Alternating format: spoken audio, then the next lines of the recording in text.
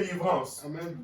Regardez, peu importe combien vous êtes, mais si tout le monde comprend son rôle, la victoire est garantie, est assurée. Peu importe combien nous sommes, alléluia, mais si tout le monde comprend sa position et que nous marchons dans l'unité, nous allons voir la victoire. Dieu va nous donner la victoire. Amen.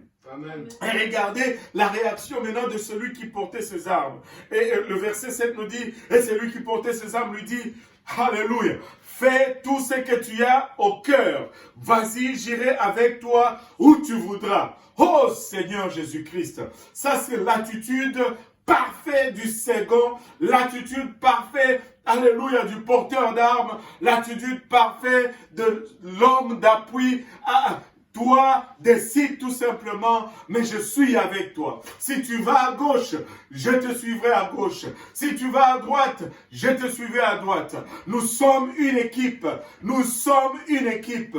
Tout le monde ne va pas occuper la même position. Mais si chacun réalise où Dieu l'appelle, laissez-moi vous dire, nous allons multiplier l'efficacité. Alléluia. Nous allons à multiplier les résultats. Nous allons à épargner de décès. Nous allons éviter la mort de plusieurs. Nous ne voulons pas avoir des guerriers qui sont à front et qui n'ont pas de porteurs d'armes. Nous ne voulons pas avoir des combattants de première ligne qui vont en première ligne sans avoir de combattants, de porteurs d'armes. Qui va oindre leur bouclier? Qui va aiguiser leur épée? Alléluia. Qui va être leur soutien dans la bataille? Le rôle du porteur d'armes, ce n'était pas juste avant la bataille. Le rôle du porteur d'armes, c'était avant la bataille, pendant la bataille et après la bataille.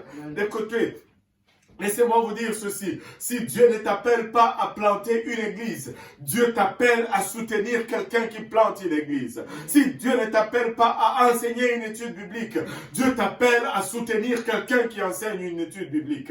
Si Dieu ne t'appelle pas à faire ceci ou cela, il t'appelle à soutenir quelqu'un qui fait ceci ou cela. Tout le monde a une place, mais nous devons réaliser que nous ne sommes pas tous appelés à la même place. Écoutez, si moi aujourd'hui, je m'improvisais dirigeant des chants, ça serait une catastrophe.